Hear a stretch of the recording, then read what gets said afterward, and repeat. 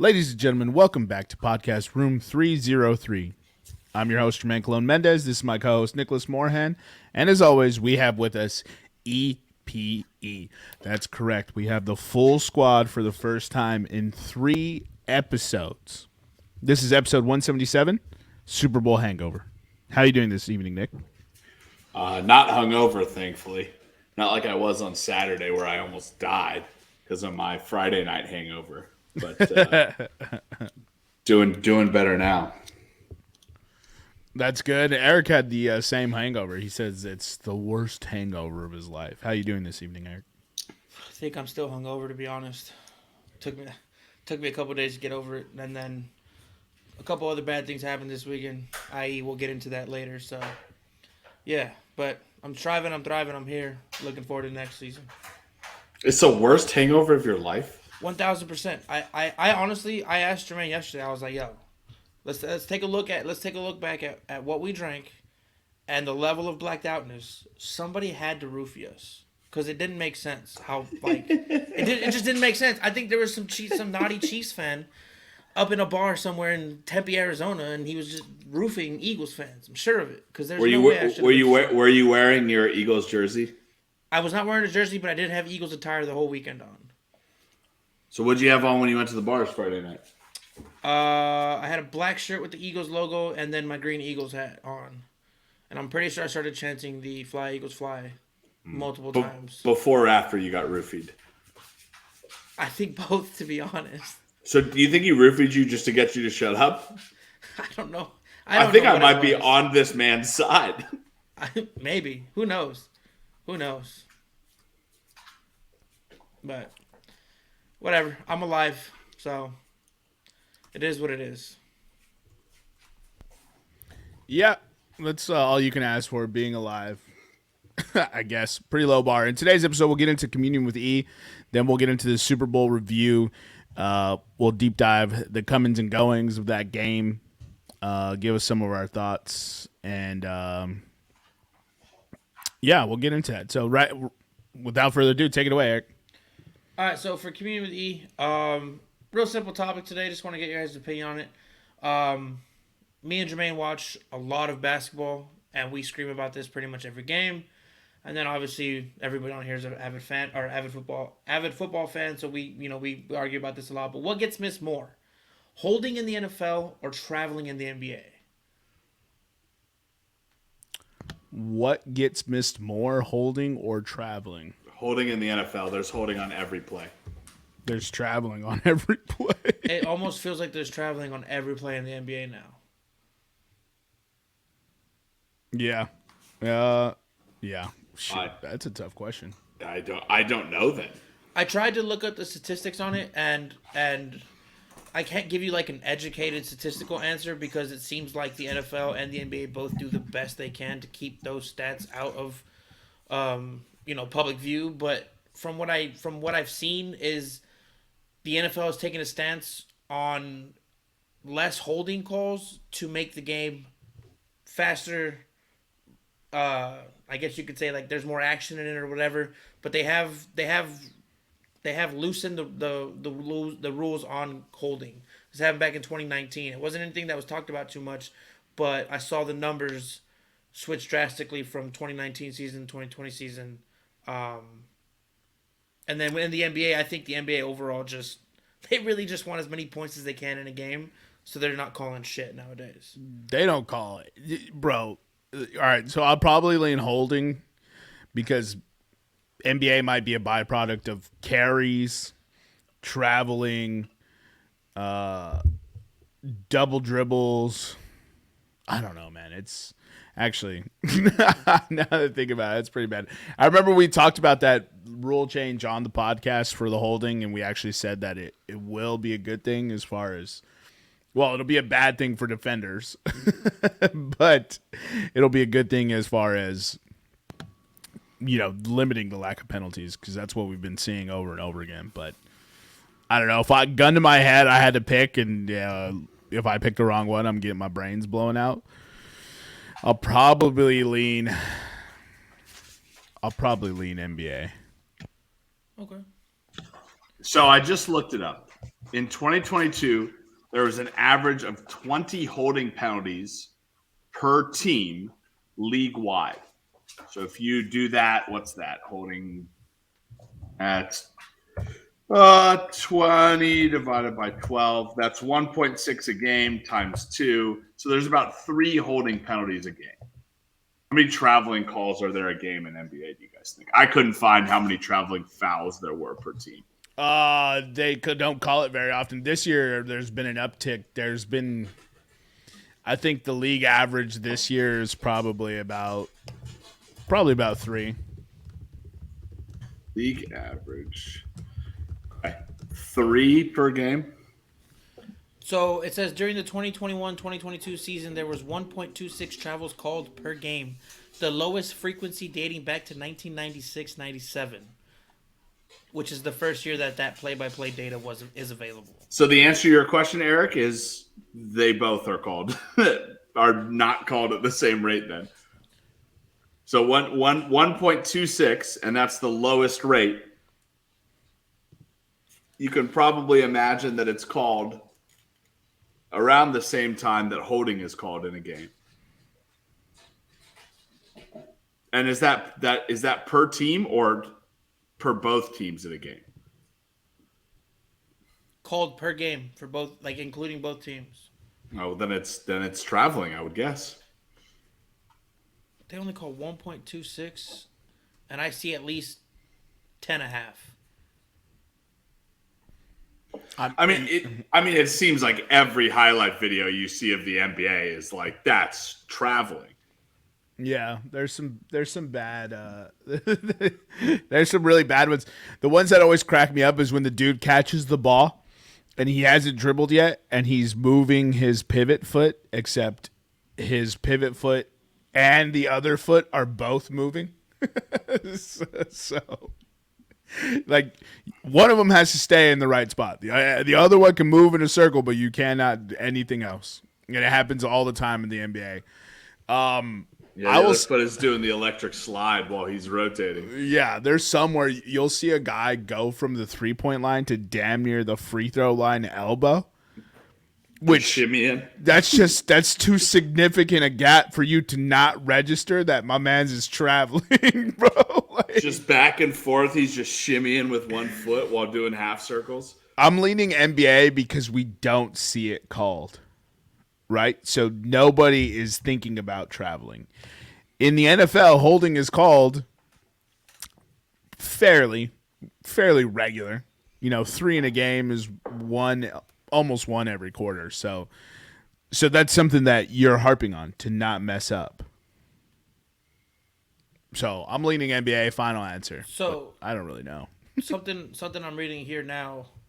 An ex. I don't know if how long he was in the league. It doesn't say his name. He asked for an anonymity. How do you say that word? Anonymous. That one. Anonymity? Yeah, whatever, dude. Dude, I can't even say it, dude. I'm just innocuous. No. Anyway, obnoxious. Refs are told they want the game to be quicker. The rule is confusing for starters. A lot of the times, the reason why they don't call it is because of the gathering the ball movement. That can take an additional 2 steps before the ball is actually gathered. So that's why James Harden's step back, and it says here that's why James Harden's step back and Giannis's Euro step are both not called travels, because in the 90s NBA it would have been a travel, but in this NBA, because it takes them an extra 2 steps before they actually gather the ball, that it's not traveling, which is just confusing to me. It does not take an extra 2 steps to gather the basketball. That's what it says here, man. I don't know. They put that rule in so that way they could stop calling traveling. That's what that tells me. Yeah. This is a gather dribble. 2 steps. So he gets 5 steps now? A gather has always been 1 step. Like it's always been you have 1 step from when you start picking up the basketball.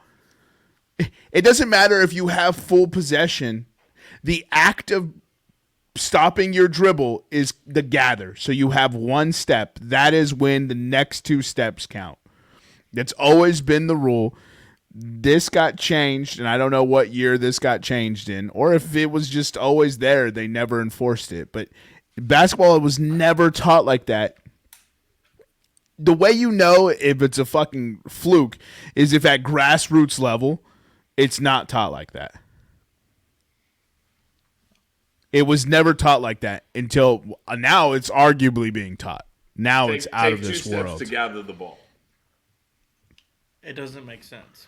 You know what I love? It's 2 steps to gather and then 2 steps to still attack the. Jesus Christ. Giannis could get from. Sorry, Nick. I didn't mean to cut you off. I just like thinking about it. Giannis could get from half court to the bucket. That's Dude, literally what he does. This is why this is great minds, because I was literally about to say, you give Giannis 4 steps, he's from half court to the baseline. Like that's not good. No wonder LeBron was out there crab dribbling. My man can take 4 steps and be in range to Space Jam that mug. Bro, that's like unreal. That's crazy. 4 steps. You know what? Just stop, NBA. It kind of seems like in basketball, that 2 steps to gather is that kind of weird, ambiguous rule. The way football has, and I heard it like multiple times on the Super Bowl show, like the Super Bowl broadcast, a football move. Do any of the 3 of us know what a football move is? No, that's my joke anytime I talk to a football fan. Nobody knows what a catch is anymore. No, it's a football. He has to get possession, get his feet set on a catch inbounds, right? We're not arguing inbounds, out of bounds. He has to catch the ball. He has to get possession of the ball. He has to get his feet set. Then he has to have enough time. Then he has to make a football move. What the fuck is that? I have no clue. Like I thought a catch was a football move. I thought the act of you catching the ball, bringing it into your body, and then being like, okay, now I'm about to run. I thought we're playing football. I thought Jalen Hurts taking the snap, taking a 3 or 5 step drop, going through his reads, throwing that check down, those are all football moves. It's incredible to me that when I get it, live action happens a lot faster. These are guys that are 255 pounds and running 4.340s. You can't really make good real-time calls. But stop hiding your calls behind, in basketball, this gathering of the ball, and in football, these football moves. If you missed a call, just don't call anything. Oh, you know what, Jim? I looked at the replay. He did make a football move. Like, do they have these huddles where they're like, what the fuck are you talking about? I feel bad for refs, man. These rules are so convoluted, and then they have every drunk asshole, myself included, sitting on the couch eating Cheetos with 20/20 hindsight vision, being like, I can't believe the fucking ref missed that. He was only running at full speed, trying to keep his whistle in his mouth, trying to have his hand on the flag, and watch this player's feet, this player's hands, the ball, this player's hands, this player's feet. Like, if you actually think what referees are fucking doing, the fact that they hit almost 100% is fucking shocking. They're truly good at being lawyers. They hit calls better than your favorite player's free throw percentage. So, all right, refs get it wrong all the time.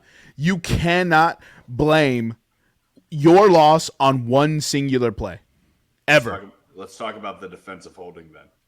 You cannot ever. And fair enough. Let's talk about the defensive holding. So for those of you listening, Super Bowl happened this weekend, right? And in that game, there was a, let's say,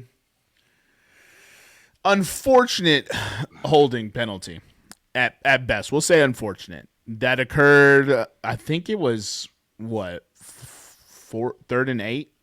It was about to be 4th and 8 in the red zone. Juju Smith-Schuster's lined up on the left side of the field with James Bradbury guarding him for the Eagles.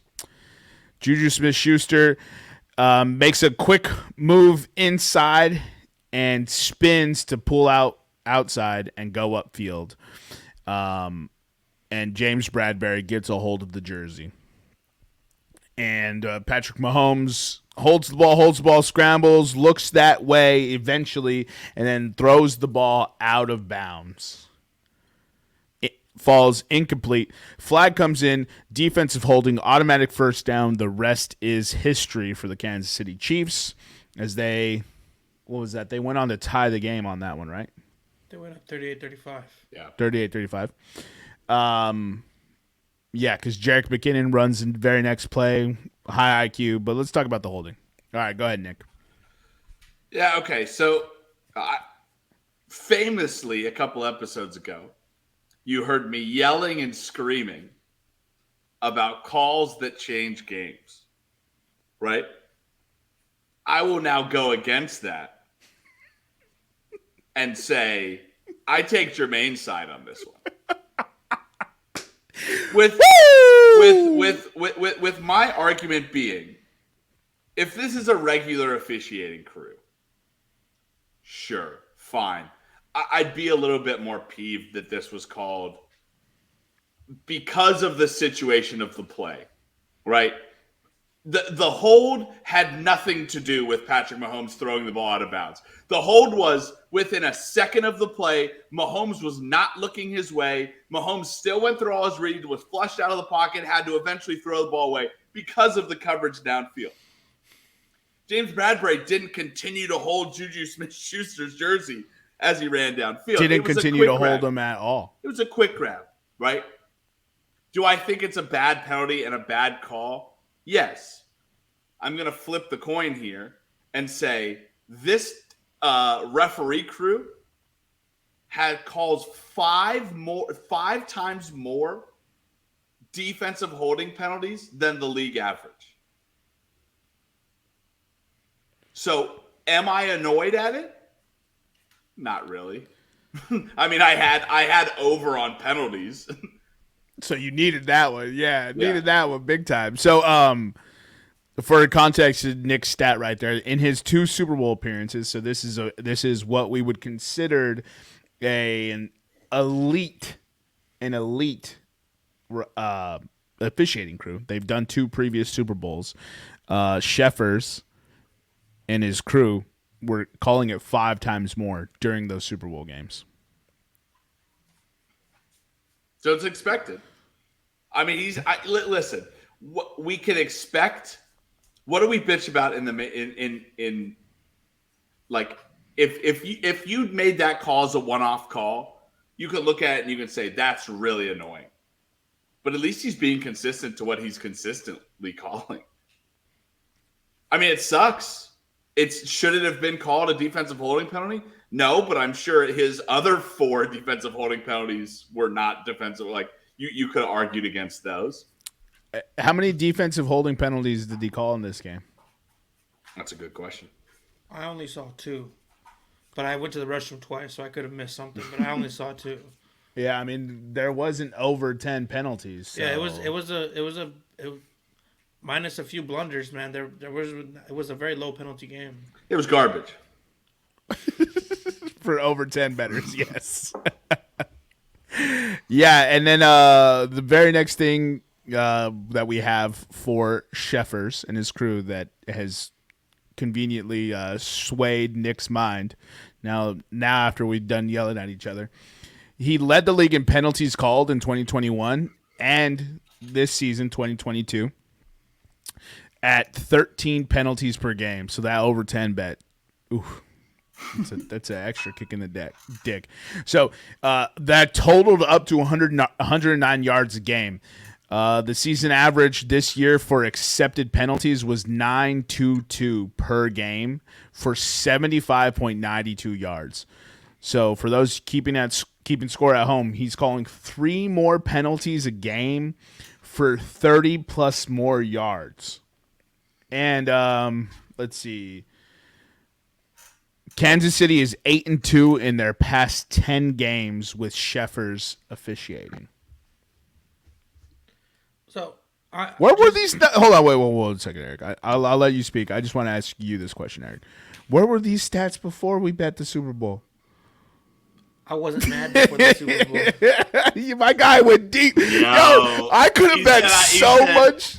He said I wasn't mad before the Super Bowl. No, he didn't want us riding Kansas City before the Super Bowl. Bro, 8-2 in the last 10? My God, that's an auto bet. And Kansas City was the dog, dude? That would have been a Room 303 mega hammer. Bro, we would have rode the fuck out of it. I'm sorry, Eric. I'm glad you didn't give it to us because you were hating leading up to the Super Bowl. But, yo, now that's a stat you could bet. But I digress. Eric, take it away.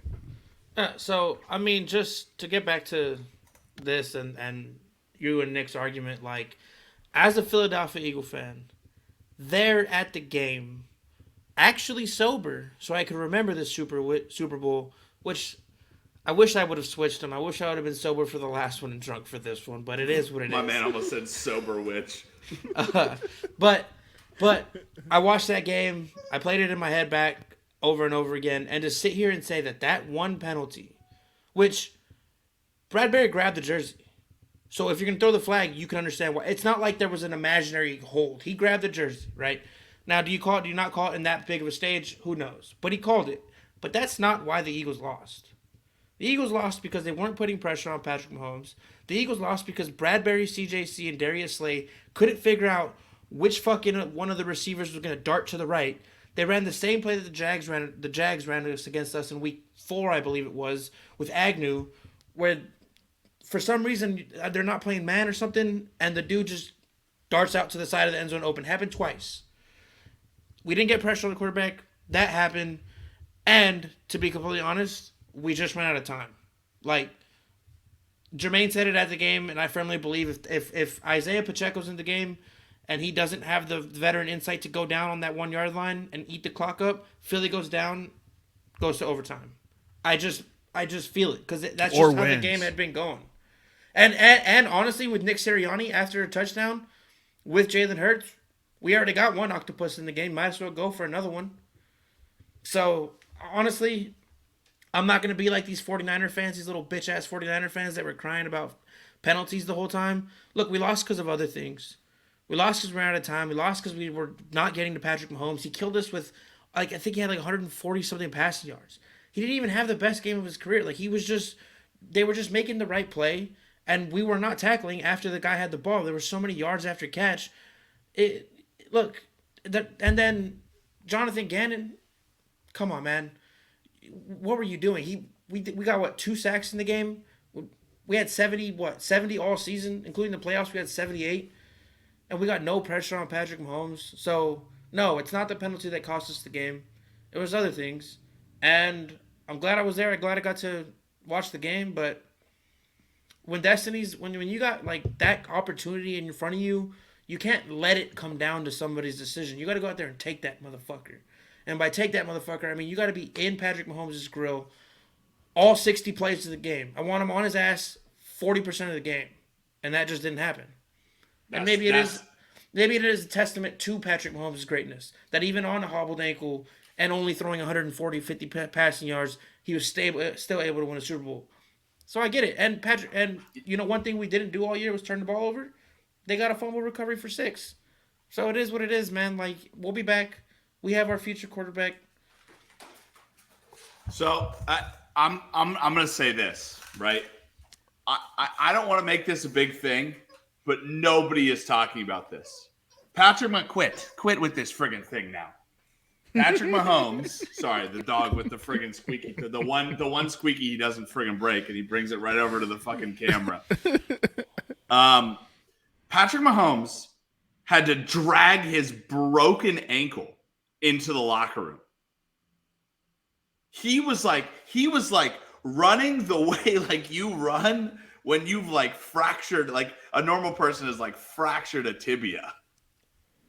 And then you're telling me he comes out of the locker room spick span ready to go? Hey, thanks for the tape job, trainer. Yo, why is listen, I don't know what goes on in NFL locker rooms, but all I'm saying is shit don't get better with rest. Shit only gets better with rest. No, what I mean is like immediate. Like if you hurt your ankle he in like stopped a softball running. game, He stopped running. Yeah. and you go like you hurt your ankle playing softball out in the field and you come sit on the bench, you're not gonna be like, well, it's time to go sprint now that I got a hit. I'd love to see I'd love to see Patrick Mahomes' piss test right now. Seriously, just like how high was the amphetamines in his body? Bro. One quick Nick's talking out of his ass. The Eagles had 0 sacks in that ball game, and this is. I don't know where you kept getting this 2 sacks from, Eric, but you and I had this discussion over, and it was almost like Groundhog Day. On the billboard, dude, it kept showing 2 sacks on the Eagles side, and I kept turning to you like, when the fuck did these sacks happen? I told you I'd seen 0 because they had 0. But the sign kept saying I 2. have no proof of this sign. Oh my God. I never looked at the sign. If I turned to you multiple times during the game and kept asking you where the sacks came from, obviously I was seeing something. I wasn't just pulling a 2 out of my ass. It was on the digital board. Bro, I've seen you look at a sign and it says something completely different, and you've turned to me and said something else, bro. Not true. Anyway, we've done this while driving, bro. I would be very, very interested in being a fly on the wall on that Chiefs training room when they got Patrick Mahomes back in there. Oh, for sure. Because, Eric, I will disagree with you. The Eagles did what they needed to do in the first half. They put Mahomes on his ass. And not only put Mahomes on his ass, but did that kind of like gray area rule of like when you hit the quarterback and like Mahomes tried to scramble. There were a couple hits when he scrambled away and they'd grab him around the knees and do a little ankle twist, right? No, that's incidental contact. Like, no, I know. I'm not saying the Eagles are dirty. I'm saying it's a gray area of a player's injured. Yeah. Just like if a quarterback has a sore shoulder, you're gonna try to hit that shoulder, right? 1,000%.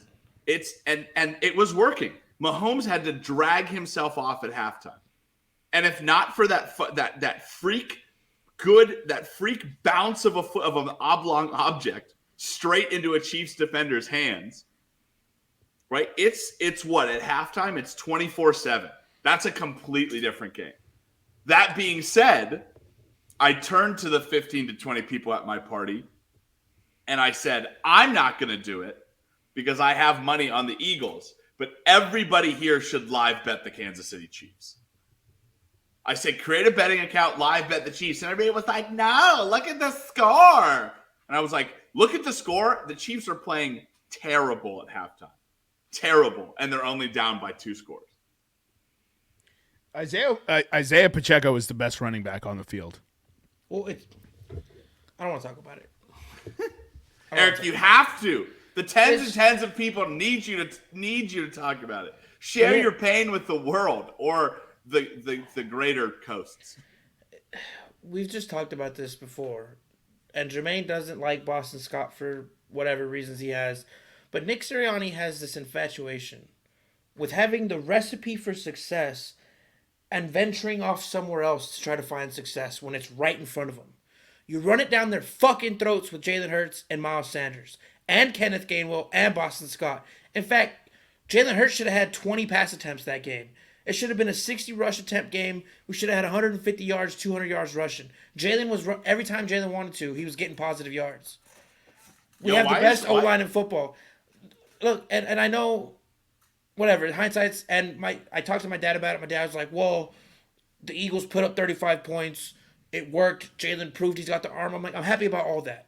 But what I'm not happy about is that we lost because we didn't stick to the recipe that had gotten us to the Super Bowl, which is run the football with our play option. You don't know who the fuck's going to run it, but one of them is going to run it. And then when people start coming up on you, we have one of the best receiving corps in football with a dude who has a good arm. Then you punish them that way. Not throw. People start sagging off. Throw. Stupid. I disagree. I disagree almost wholeheartedly in what you just said. That is not what has gotten the Eagles to the playoffs. I know you believe that's what gotten the Eagles to the Super Bowl. The Eagles impacted the quarterback with a 4-man rush, sometimes with rushing a linebacker off the edge, and they were able to play great defense. And Jalen Hurts didn't make mistakes. That was what he did great all year. He didn't make mistakes, and they ran the clock out on defensive games, right? For some reason, the Eagles, and well, maybe I'll agree with your umbrella topic. Nick Sirianni, Patrick Mahomes had a bum ankle. Why are you not hitting him with at least 5, 6 every play? Make him mobile. Flush him out of the pocket. I get it. The Chiefs have fast guys. They don't have Tyreek Hill anymore. Right? Like, it seemed like the Eagles just didn't adapt their schemes to the Chiefs.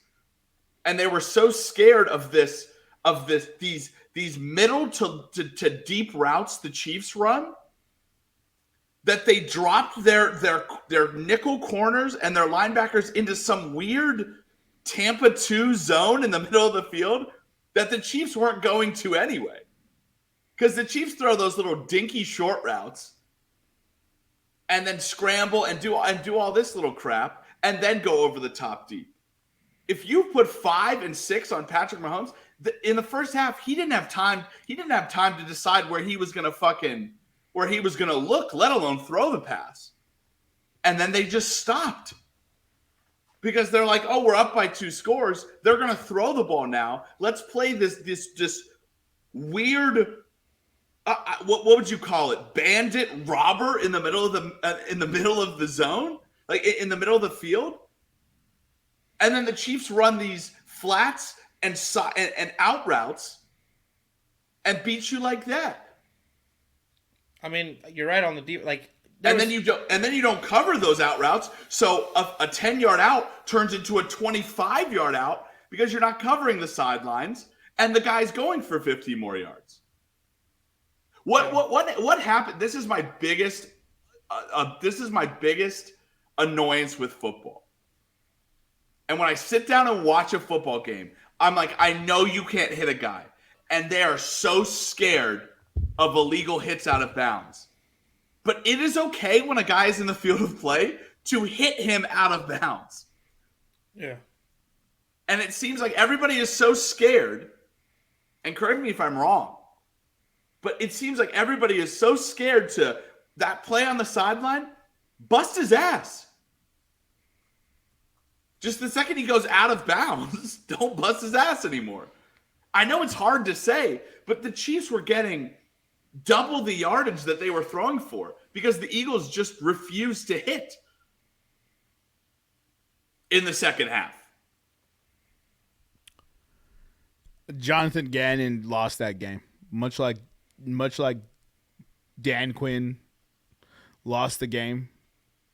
Well, much like Kyle Shanahan lost the game for not running the football, Jonathan Gannon lost this football game for the Eagles.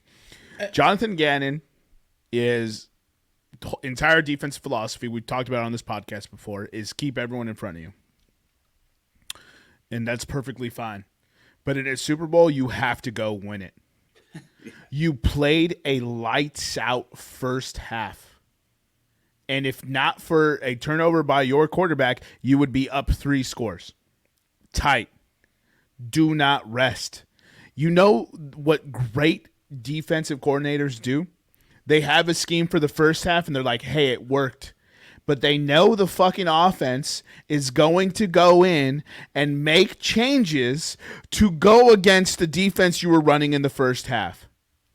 So you need to know what change they are going to make to stop what you're effectively doing and counter that. Jonathan Gannon did not do that. Jonathan Gannon did not get to the Super Bowl and decide to blitz more people with a quarterback with an injured ankle. Jonathan Gannon decided to do what got him there. And what got them there was the Eagles playing perfect. Having the score, being able to run the football, not having an offense put up points, time of possession, shred the clock. But to win championships, you have to make changes in the moment. Jonathan Gannon did not do that. Good luck, Arizona. Also, where was run the damn ball in the second half?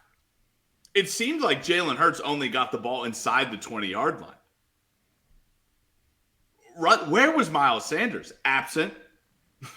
7 total attempts. Miles Sanders, absent. You're up 2 scores against an offense you know is lethal. But you know that you can run the goddamn ball. You proved it in the first half. Hurts was not able to throw that well because he grew some magical Joe Burrow arm. He was able to run that well because the Chiefs were petrified of this RPO that you guys run. They don't know where the ball's going. So you get line when you get there's a famous saying, and I don't know what announcer said it or what coach said it, but when you get linebackers flat-footed, you win the game. When you make linebackers think, you win the game. They're designed to do one of 2 things. Get the ball or hit the guy with the ball. If you make them go, oh, which one should I do? They're done. And that's what the Eagles did the first half. Are we going to run it? Are we going to pass it? Jalen Hurts is a good enough quarterback that if he sees a mistake, he's able to exploit it. Oh, you guys been on the run? There's a pass over your head. Right? There's an open guy. There's a pass. And, I will say this, and my final point about the Super Bowl, cocaine is one hell of a drug. And I don't know what they gave Patrick Mahomes, but my man was running like a German tank commander in 1940 because he came out ready to go, hyped for the second half. Yeah. Yeah, it's pretty funny because if he would have got hurt. My dog just crop dusted me, by the way. That's just rude as fuck. I feed him. He lives in my house. He just crop dusted me. If he would have got hurt in the second, do they have time to take him back and gas him up like that? What do you mean? So if Patrick Mahomes ran and he got hit by the Eagles player that hurt his ankle again and he had to go in, get it retaped, and obviously take a high number of cc's of whatever milligram of tune juice, whatever dosage you fucking want to give this man. If he gets hit in the second half, they don't have the time to go do it. Because they had a 30 fucking minute halftime show. Yeah. Also, also that halftime show is pedestrian as fuck. I not with the halftime show. I disagree with that first point, dude. Like, there's evidence of like dudes getting shot multiple times and not knowing it because they're so doped up. You're telling me in the Super Bowl you're not just yes, but he has shit. Quit it. He has to go into the locker room to get the drug, to get the tankle wrap, to get tankle. What the tankle? Love a good tankle wrap. We love a good tankle wrap. How much time does that eat into actual gameplay? In the second half, they were already down. That's what I was saying. It's crazy. This Super Bowl was one for the books, 38-35. I mean, what is that, 73 points?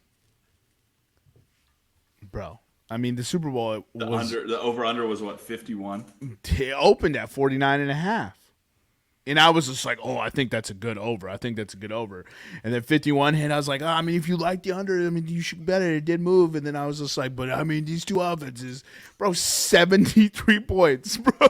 Talk about missing. I should have bought a decade of points, bro. Right. Unreal.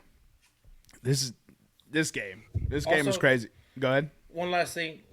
We talked about it in another Super Bowl episode, but why are they announcing Steichen and Gannon being hired in Indy and Arizona? I know they officially announced it today, but everything coming out Sunday morning was Arizona's taking Gannon, Indy has I already let everybody else know they're taking Steichen once the game's over. What? Just wait. Because there's got to be some aspect to the human psyche where that's in your mind now. Just wait to do.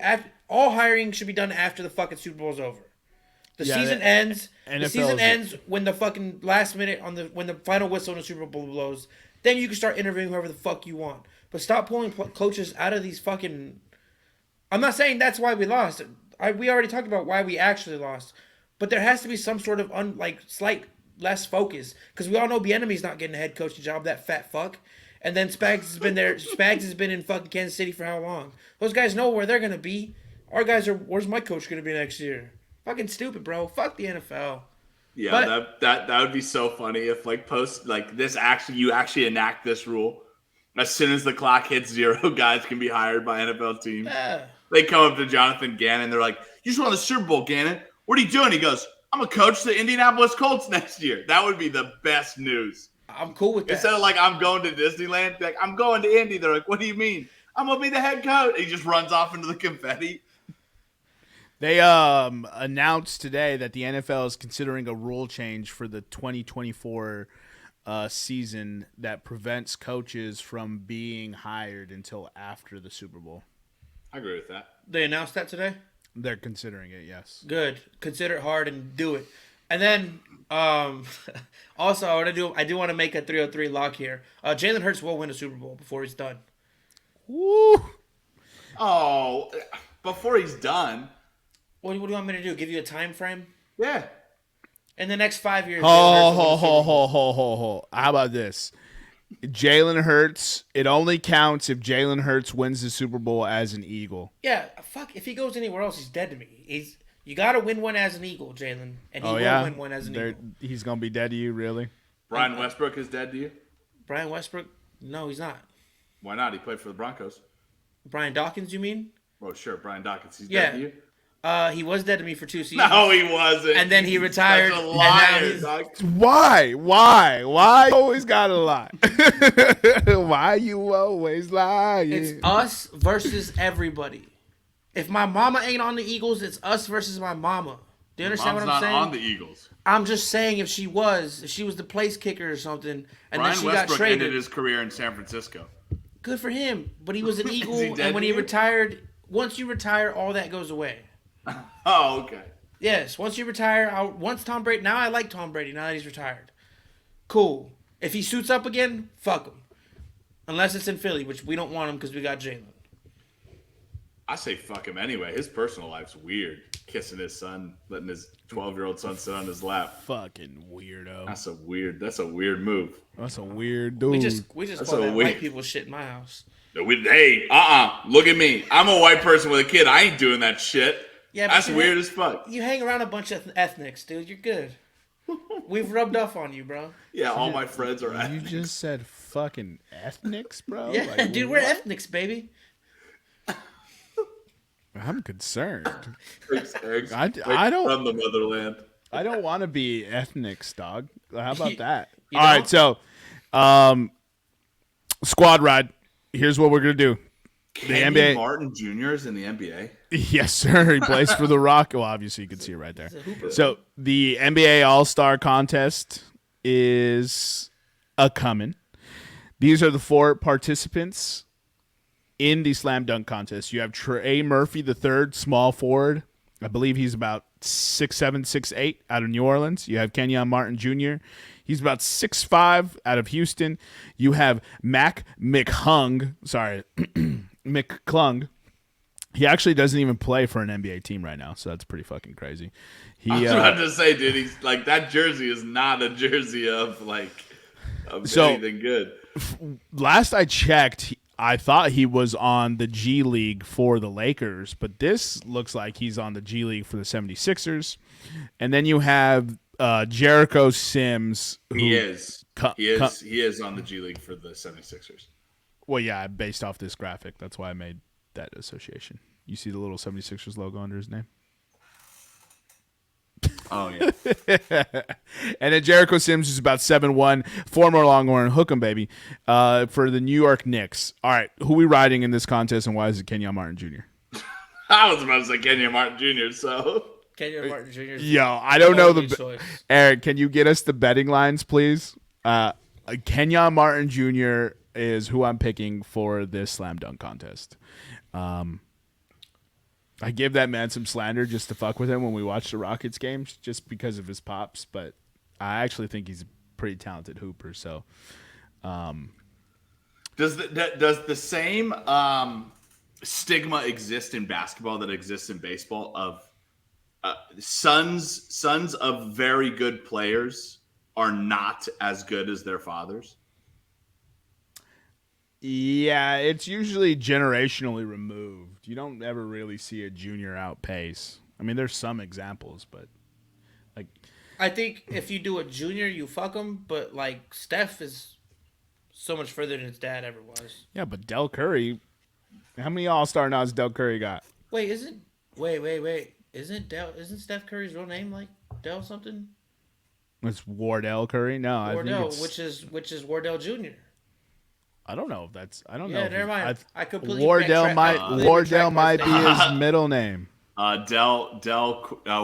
Wardell is his dad's. Wardell Stephen Curry is his dad's name. Wardell Del Curry won the 1993-1994 six man of the year. Yeah, see, he's the second. He's not a junior. Stephen Curry's real name is Wardell Stephen Curry the second. Yeah. The second though, that's not a junior. Yeah, but his dad wasn't that good. That's what Like I'm when saying. like when Steph Curry has a son, how good will his son be? we're talking Like about Michael tippy Jordan's top. son was Boo Boo. The better the player, the worse the son is what we're trying to correlate here. Do you agree with that, Eric, or still no? I'd have to do some thinking, but I can't. They don't on DraftKings. I can look elsewhere, but on DraftKings they don't have the odds yet for anything other than All-Star game. It's early. It's Okay, early. yeah. That's fine. We're just letting the people know we're riding Kenyon Martin. I wasn't sure because the All-Star game isn't this weekend. It's next weekend, right? It's this weekend. Oh, it is this weekend. Yeah, Yeah. it is this weekend. Yeah. So why the fuck aren't the odds up? Another thing for LeBron to attend. Injured. All right, so this is the 3-point contest. Squad ride. So we have Jason Tatum out of Boston, Kevin Huerter out of Sacramento. We have Tyler Hero out of Miami, Tyrese Halliburton out of Indiana. We have Buddy Hield out of Indiana. Not the only set of teammates on this list. Damian Lillard out of Portland and Fernie Simons out of Portland. And then my boy Lauri Markkanen, the Finnish flamethrower out of Utah. Who are we taking in this one? That doesn't sound like a basketball name, the Finnish flamethrower. Come on, dog. When you're a 3-point assassin like this and you're just yamming buckets on people's heads, flexing on them with the white curly boy hair, you gotta love that, bro. Finnish flamethrower. This dude's a dog. I've been saying that for years, and he's finally fucking vindicated me this year. I'm taking Buddy Hield. All right, you're taking Buddy Hield. Eric, who you rocking with? I want to support you, and I want to go with the Finnish flamethrower. The problem is tall guys don't do well on this. Larry Bird just called. Dirk No. Nowitzki Okay. just called. A couple have won it, but Karl Anthony Towns last year. Karl Anthony Towns is a bitch. But he's a big guy. That's all I was saying. Yeah. Sorry, go ahead, brother. Just answer the question. I'm trying to do a wild card here. I'm gonna take Tyrese. Yeah, this one I felt like it was the other one was only 4, so I was like, let's just pick one together. We'll fucking ride it. This one everyone can get their own. That's tight. I really want to take my boy Lauri Markkanen, but this feels like Kevin Huerter's competition to win. Yeah, I'm staying with Lauri Markkanen though. Hey, shout out the Finnish flamethrower, baby. Woo! Hey, I had love for that man as a Bull. I was hoping he would indeed, pop out some more, but he didn't. He did it on Chicago. I'm glad he's doing it now. Get paid, big fella. Get paid. All right, so that was my contribution to the episode. I just I saw those lineups and I was like, yeah, we should probably pick some winners, huh? or podcast motto, fade us. Yeah, definitely. Never forget. All right, Eric, can you go over the head-to-head from the Super Bowl? Let me get it pulled up here. Let me share my screen with you guys. Did you do the units and stuff? For or were you sick? Are you talking about the 2023 head to head? Yeah. Yeah, no, yeah. All that's updated. Oh, okay. That's what Yeah, you're talking about, right, Nick? I thought he was talking about the ones where you picked and he picked Super Bowl picks, prop bets. Yeah, Super Bowl prop bets. Yeah, that's what I was talking about. I have that pulled up, yeah. You did the units on that? Probably not. Probably not on that one. Why is it not letting me do this? Give me 1 second here. Can you guys see? It's loading. Yeah, there we go.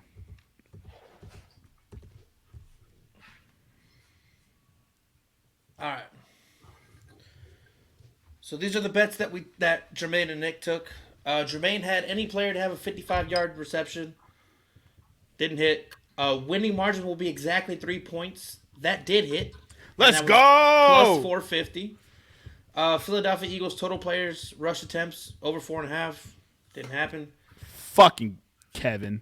Jersey number of first touchdown scorer. You both took over 11.5 at plus 110. Jalen Hurts was the first touchdown scorer. Travis Kelce was the first touchdown scorer. No, he wasn't. Jalen Hurts opened the game with a rushing touchdown. I don't think he did, Doug. Do you want to go back and check? Yeah, hold on. keep talking. All right. It was opening drive, 11 plays, 75 yards, Jalen Hurts touchdown. One of us was boozing, one of us wasn't, Nick. Very next drive, 6 plays, 75 yards, Travis Kelce touchdown. All right. Yeah, we knew it was going to be close because of the goal scorers, but we were trying to hit that Travis Kelce. We just missed it. And then anytime touchdown scorer Miles Sanders for Jermaine didn't hit. Anytime touchdown scorer Travis Kelce minus 120 did hit. Philadelphia total fourth down conversions over 1.5. That was plus 160. That did hit. Philly wins coin toss and wins the game plus 250. That did not hit. They didn't do it either. Yeah. Gatorade color, you had orange. Nick had red. It was purple, I believe. I didn't stay for the plus 750. Travis Kelce and Miles Sanders over 1.5 combined touchdowns plus 170. That did not hit because Miles did not hold his end of the deal up. Kelce one more touchdown than Goddard at plus 140. That did hit. Sanders to have one more touchdown than Pacheco plus 220. That did not hit. Mahomes 300 plus passing yards and Kelce one receiving touchdown was plus 225. And then Philly total rushing touchdowns over 1.5. Jalen had 3 at plus 120. So Jermaine finished with a 5-9 record. Going into Nick's picks, last play of the game will be a kneel no. That hit plus 140. He also took the Eagles total player rushing attempts. Yeah. Opening kickoff return for a touchdown. He said yes at plus 1,000. It was a touchback. Jersey number of first touchdown scorer over 11.5, which did not hit because it was Jalen. Will there be an octopus? Plus 1,400. Yeah, buddy. Nick said yes, and we did get an octopus. For those of you that didn't listen, an octopus is when a player has a touchdown and then immediately turns around and scores the 2-point conversion as well, totaling 8 points. Granted, octopus. Same player, back-to-back scores, 8 points. There you go.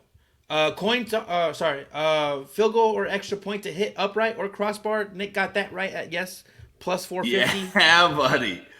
Coin toss result, tails. Nick got that right at plus 100. Yeah, he missed buddy. the Gatorade color. He took red. Mahomes and Hurts over 532 passing yards at minus 105. Nick did not hit that. If you would ask me before the game, I would have said it was because of Jalen. Jalen actually had 300 passing yards. It was Patty Mahomes that let us down. Travis Kelce and Miles Sanders over 1.5 combined touchdowns. Again, I think everybody on this podcast was obsessed with that bet. Turns out it didn't work.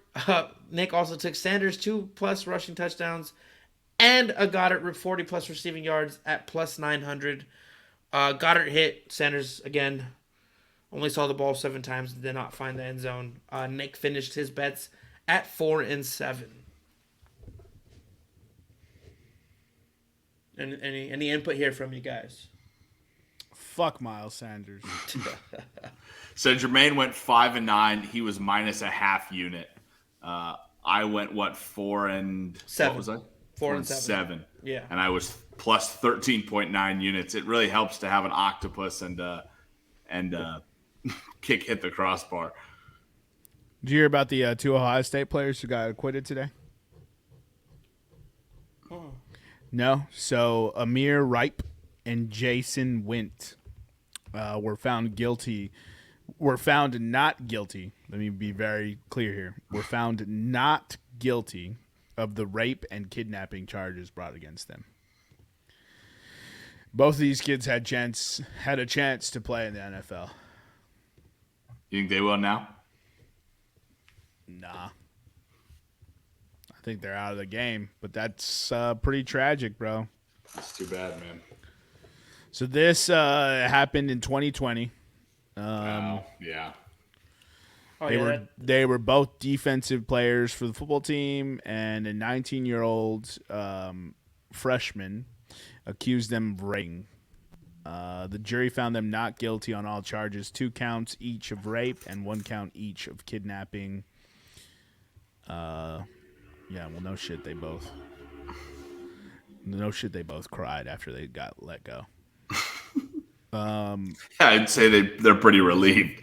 So they argued during the trial that the woman had consensual and then regretted it afterward, and accused the victim's father of pushing his daughter and authorities to pursue criminal charges. Damn. I mean, that seems kind of believable in some of these cases. I'm saying there's got to be some of that shenanigans. That's crazy, man. Yeah. What are your thoughts on that? Like, that's such a hard line to kind of, because you want to believe the person who said that it happened to them, right? At all times, but you also hold true to innocent until proven guilty. And now these kids have had their entire life derailed. And the worst part is even if you're found not guilty, it's always there. Yeah. In some people's eyes, not guilty is not the same as innocent. Even just like the psychological effect of like not being able to trust anybody ever again. Oh yeah, I mean, I don't even know, man. If in a perfect society, someone would lie about something like that, they're serving the amount of time that you took away from those guys. Right? In a perfect society. So this woman is serving 2.5 years now in jail. Because she lied. She took that amount of time away from them. So one thing is it not 2.5 for both men? Oh, so 5. There you go. Okay, so she's serving 5 years. So, and I don't want to deep dive into this and cause any controversy, but Eric, you love controversy. No. I'm just gonna something that I've heard other women say is in situations like this, and I don't know what the full details are of this one, so I can't say of this. But when you're making false accusations, it's hurting women that are actually getting assaulted. 100%. And it's not fair. It's just not fair. Like, don't ruin it. Like, don't ruin other women's credibility and other women's chances of having justice because your bitch asses had a regretful night. Like, woke up and had, what is it called? Post-nut clarity. Like, don't do that. Or if you're ashamed or whatever it may be, don't do that. Don't ruin a young man's career. And also don't ruin it for women who actually have some real shit to deal with. And that's my piece on it. Yeah, I mean, I feel bad for the girl, but on multiple fronts, right? Yeah. But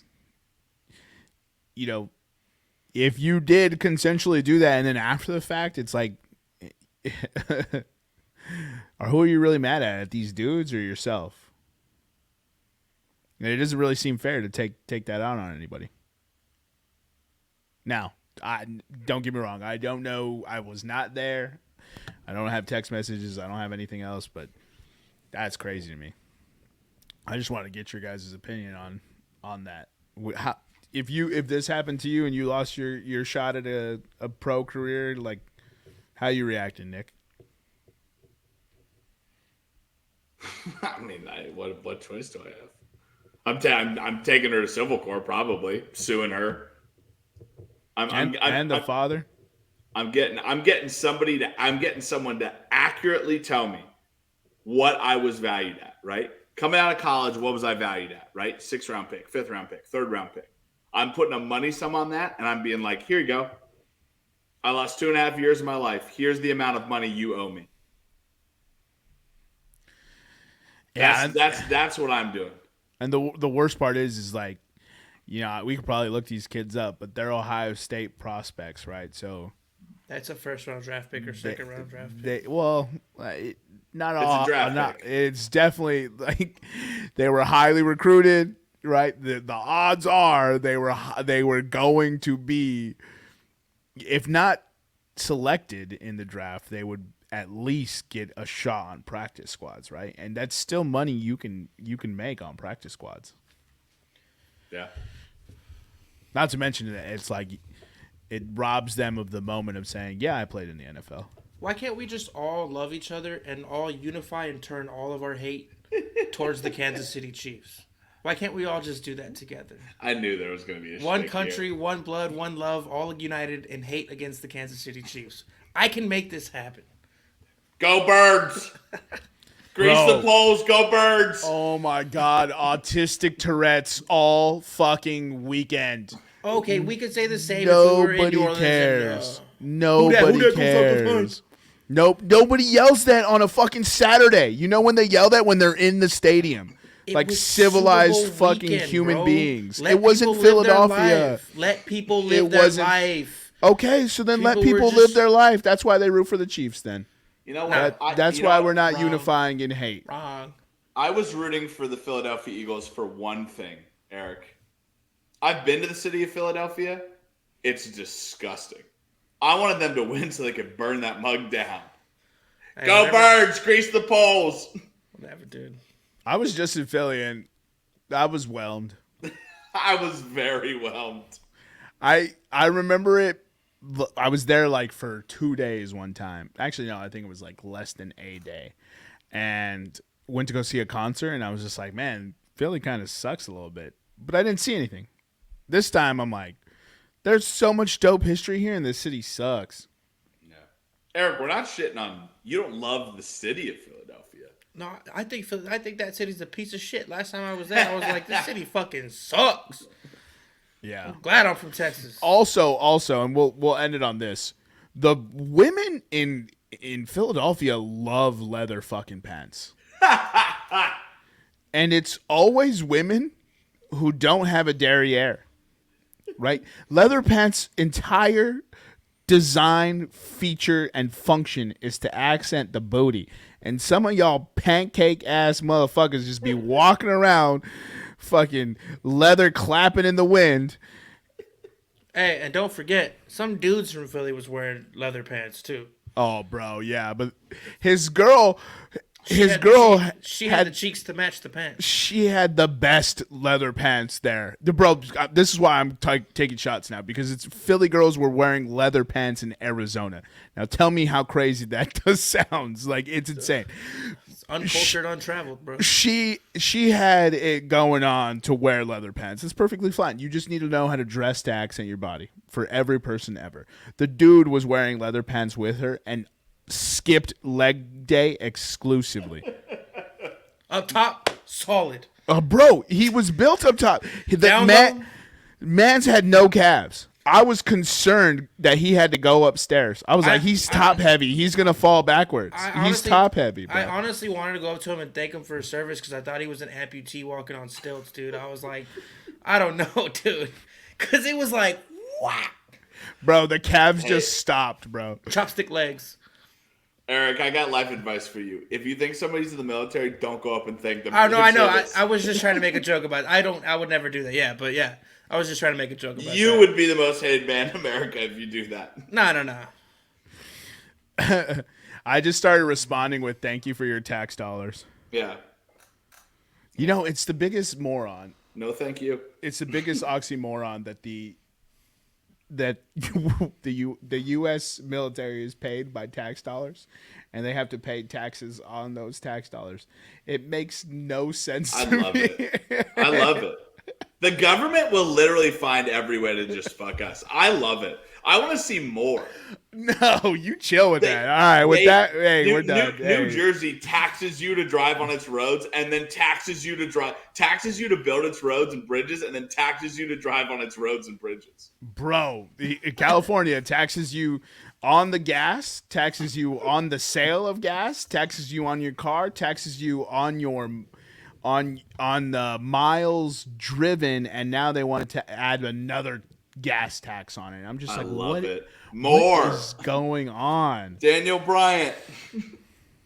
No, absolutely not. On that, you guys have anything else for the listeners? I do have one more thing real quick. Let me shut up. I gotta get the head-to-head results real quick. All right. So last week, Jermaine went 1-2, bringing him to 3-6 on the year, and now he is sitting at minus 3.2 units for the year.